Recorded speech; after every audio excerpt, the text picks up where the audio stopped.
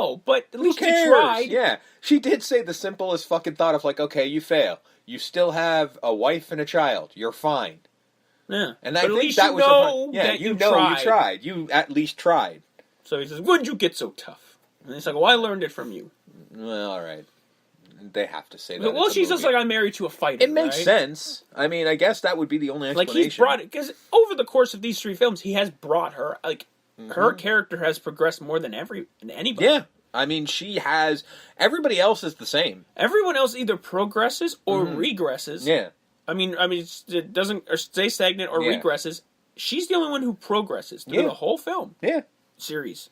From being this mousy, introvert to being stronger than him, to being a strong-willed fucking mother. It's great. Yeah. Powered women power. Gonna Fly, of course, starts because that's got to happen. Because that's now I know Eye the Tiger. Yeah. Is from this point on. Yes. The Rocky Zone. Yes. But is it truly gonna fly? Like that's right. It's gonna fly. To me, right? it's gonna fly. I mean, in all fairness, I'm saying the film series gets 2, but Gonna Fly. If you had to pick one, if I had to pick one, it's only I'm going with maybe Gonna because Fly. it's only been in like all of them. Right? And it's also a reason why we picked it as the intro for the month because that's the song. You know what I mean? That's the one. So yeah, as much as Eye of the Tiger is a great jam, but Gonna Fly is the Rocky theme as far as I'm concerned. The longest montage I think in the film until the fourth one, because the fourth one I think is a longer montage. Yep. Of him just training now, like knowing what he's got to do. His feet work is getting there, and he's not hitting the fucking bag, and he's like jabbing. And he's learning how to. Basically, they've turned a brawler into a boxer. Exactly. Because he was never a boxer. He had always, no finesse. He was always sloppy. Yeah, I hit you, you fall down. Yeah. And now he's teaching him to be a boxer. He's teaching him the footwork and all that stuff. And basically you're just watching this going, oh, isn't it bromantic? Like, it's the penultimate love story between Apollo Creed and Rocky Balboa. Well, it starts in the gym. Yeah. It continues on the beach. Mm-hmm. It leads into their training montage. Yep. Where he finally beats him in the foot race, and then they run into the ocean. Yeah. Jumping up and down play. and hugging each other. Like, oh, it's beautiful. Yeah. It's beautiful, Rock. I mean, if you literally cut to Adrian on the other side going, what the fuck? What the hell? Alright, I mean, alright, well, can I watch? Yeah. So it's beautiful, Rock. This is really her coming out of her shell of just like, well, if I'm losing my husband, at least watch some cool Apollo. shit. Yeah, like, I believe that, because that's Apollo Creed. I can see that. Leading to Lang Rocky II in MSG, New York City. Yep. And this is where we get the first utterance of the line, I pitied a fool. Is this the first? This is the first time he ever said it. Because he gives an interview, and there, I love it. He's just like pacing back and forth like an animal in his locker room, and the cameras are just like, Lang, Clavo, you got anything to say to? Get these cameras out of my face. Get these cameras. Yeah, I pitied a fool. And then probably the most quoted line of this movie of just like, what's your prediction? Pain. It's like, what's your prediction, Clubber? My prediction, pain. And I'm like, that is the most badass line I've ever heard someone say. I do enjoy the fact that he's staring directly into the camera, or i.e. into our souls, and just being like, my prediction, pain. Like, oh, motherfucker. Okay, I'm just peed myself.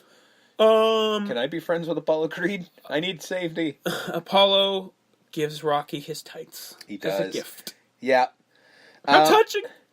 There is a little bit of a what's it called? A production error when they're showing scenes of Rocky getting the shit kicked out of him in a bit of a montage in one of the fighting montages. Yeah. He's already wearing the fucking shorts. Oh, he's already wearing Apollo's. Not Stars and Bars. Whoops, that's the other one. Stars and Stripes. Yeah. And then I love he's just like, well, you watch them when you give them back. Yeah. It only goes 3 rounds. Yeah. I think this is the shortest fight in the entire series. It is, and it's also the only fight I think. I mean, I guess the other fight was shorter. It went 2 rounds. Yeah, but I think this is this movie specifically. I don't know if they do it further, but because I can't remember Rocky IV well enough. But this is the first one we saw the entire fight. Yeah. The other ones because it only goes 3 rounds. Right? Yeah. So Rocky starts off hitting him like he did the first one, but then he backs off. And then he basically just lets Clubber swing. Yeah. He's just basically tiring him out. And for the first 2 rounds, he's taking punishment, and he gets knocked down, but he's like, I got a plan, because they're at the end of the first round and in the second round, they're just like, what are you doing, Rock? Yeah, like, hit him, try something, like, throw something at him, do something. And he's like, I got a plan. I got it. Plan. Yeah. Because he's taunting him, he's touching his head, he's like, come on, my mother hits harder than you. Yeah, because when they're asking him, like, what the hell are you doing, he's like, look, I can breathe fine, look at him. And he's wheezing like crazy. He's blown up like insane, and Rocky's just like, hey, what are you doing? Like, he's perfectly fine, because he's got the stamina. Because he got that from Apollo. Like, he learned the word cardio. Exactly. And my mother hits harder than you. You ain't so bad. You ain't so bad. He's just pissing him off. And, if you've ever seen a bull doesn't have any idea what it's doing. It's just trying to fucking destroy. And that's what he's getting Clubber to do. And Clubber's just swinging for the fences. And he's hitting a couple, but, like, he's not hitting as hard as he did in the first fight. And yes, there was a point where they just basically fucking Stallone and Mr. T just started wailing on each other. Yeah. That absolutely happened. And then in the third round, Rocky just turns on the jets. Yep. Just punch. Bang. Body shot, jab, right cross, left cross, uppercut. Yep. And he straight up knocks him out. Yep. One shot, knocks him out, 10 count. Yeah. Rocky wins the world title. And they made a big deal of it because he's like, because leading up to the second fight, like, can he at 37? Because it's a big deal. Yeah. A boxer in the twilight of his 30s. Yeah. Is done. That's old. Yeah. You might as well be 107. Yeah, you're over the hill at this point. Because you're old. Yeah. Like, boxing. You owed. MMA, any kind of combat sport. Shit, I'm 36. Does this mean I can't be a boxer? Sorry. Fuck. It's all over, man. What was I doing fucking 20 years ago? Hell, I'm 30 and I'm too old. Yeah, you are. Like, you know what I mean? So just like, if you don't start when you're 20, it's you done. don't do it. You're done. Like, you can make comebacks and stuff like Rocky does several times. Yeah. Because he is, I think, 106 in Rocky 6. So, comes back, wins the world title again. Yep. Clubber's befuddled. Like, I lost? Like, what? How the fuck did this happen? And then, throughout the training between Apollo and Rocky, Apollo keeps going, at the end of this, I get a favor. Yeah. And then, near the ending of the training, he's like, what's this favor? What are you talking about, man? What's the favor? What is it? And he never tells him. So they get geared up. Yep. Boxing gloves, fight tights, helmets. Empty gym. No crowd. Yeah. He's like... But there's no referee, so... Okay. Referee. And then I think this is the whole point. Yeah. The curious part. Like, he's just, I wanted to know, you win one, I win one. Yeah. We do a third one, who wins? Which is also my point of, like, I guess Clubber never gets to... Because they're 1-1. It's really not... Nope. Clubber really doesn't get his rematch. All right. And then freeze frame on the two of them taking a swing. Yeah, it's like, you ring the bell, ding, ding. And then they go swing for each other, and then we get a painting. And credits with Eye the Tiger playing. Now, in Creed, it was pointed out that Apollo did win that. Yeah? I don't know how you would tell. Well, he told him. He just your dad beat me. Yeah, but how do you know who won? You don't have a fucking referee or anything. It's just eventually he just knocked him down and he didn't get back up? Well, he knocks him down and then Apollo counts. 1, I guess. 2, yeah, I guess 3. That's true. You just need a guy to count. It doesn't necessarily have to be the referee. That's true. I don't know. I just want more work for Mustache Guy. Just what was he doing? Painting the picture. That picture. Well, then he should have been there. He was in the corner off screen. Lazy bastard. Fucking Mustache Guy. This movie was tight. It was. It was very tight. My notes are minuscule. Yeah. It's not... Because scenes go long. Yeah. They don't go long as in long-winded. They just, they kind of... for lack of substance. Like, once I read the thing of, like, Stallone going, I had no idea, I'm like, oh, that makes a lot of sense. Because most of this film is boxing matches or training for boxing matches. Yeah, there's not much else to it. What little story there is like, because in the first two, there's these long extended scenes between him and Adrian. There's like a couple, and they don't really mean much. No. Like, maybe the beach one does, but the one where she's singing with him, that's... But literally, her job in this movie is to pretty much just push him. Yeah. Like, she doesn't do anything like she did in the last two, which is weird. Yeah. I mean, she gets more screen time in the fourth one because there's people who aren't there anymore. Yes. But yeah, this movie's really good. It was a lot like the second one. It's a lot better than I thought it was. Yeah. And I have a strange feeling we're going to say that next week. We will not be saying that 2 weeks from now. No, we will not. I'm hoping 2 weeks from now when we finally cover Rocky V, I'm hoping my sense is it's not as bad as I thought. But I don't think that's going to happen. Got to keep that bar low. Yeah, I don't think that's going to happen. But this is a really good film. I like this more than the second one. Oh. I think the Clubber Lang character, Rocky finally fights a villain. Apollo was always kind of a villain, but not really. Yeah. And you were actually rooting for Apollo at some points. Not against Rocky per se, but just because you understood, at least in the second one, where he was coming from. Yeah. Because it's all about, you got to be a man of pride and all that stuff. Yeah. Clubber Lang, there's none of that. You're not rooting for him at all. No, because he's just a straight up shit heel. Villain. Yeah.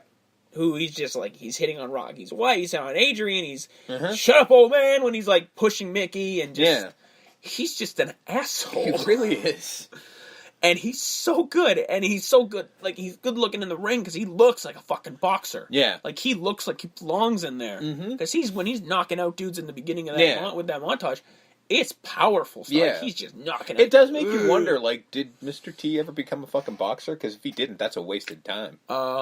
He should have. Like, and it's also the best he's ever been acting. Oh, God, yeah. Like, Bieber is fine, whatever, but he was really good in this movie. He was acting. He wasn't playing himself. He very quickly went from playing a character to, this is what Mr. T does.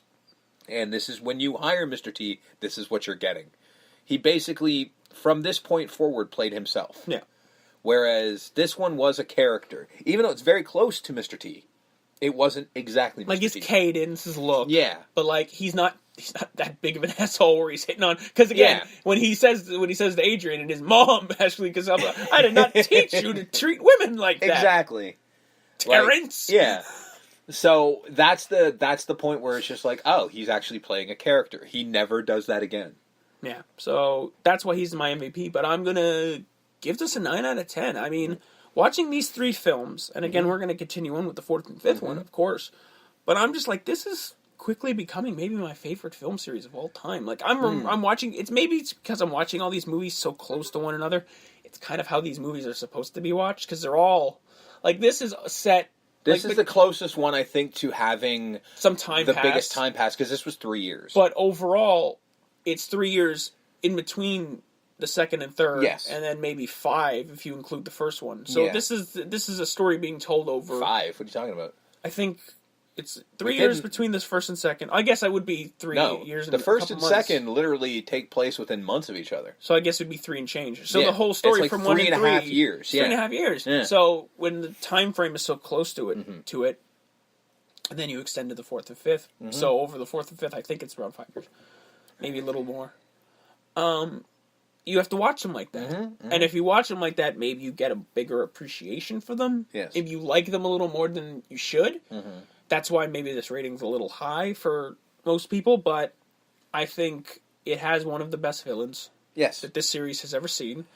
Not the best villain. Remains to be seen. Not the best villain. That remains to be seen. I haven't seen the other one in a while. But, I mean, maybe because he's got more of a personality than Drago does, because Drago's supposed to be a robot, basically. Yeah. But, I mean, not to jump ahead too much, but when he kills your, well, let's just face it, lover, that's more of a villain. But yeah, 9 out of 10, MVP, Clubber Lang. Right. Well, MVP I'm easily giving Clubber Lang, because, seriously, who the fuck else are you really going to pick in this movie? Hey. Yeah, exactly. And, even though you didn't give what your 9 was. Oh, Thunderlips. All right. 9 out of 10 Thunderlips. All right, well, mine is going to be... I was going to say Love Slaves, but... Mine is going to be 8 pain predictions out of 10. It's been weird... I think we flip-flopped. I think last week I had an 8, you had a 9. Yeah. I liked the second one more than I liked this one, which I didn't expect to when it's going in. Yeah. I love the movie. Don't get me wrong. I'm not going to say that this was a bad movie by any stretch, but I think the tonal shift to it being a straight up boxing movie was a little too jarring for me. Well, you're not too big on boxing. I like boxing.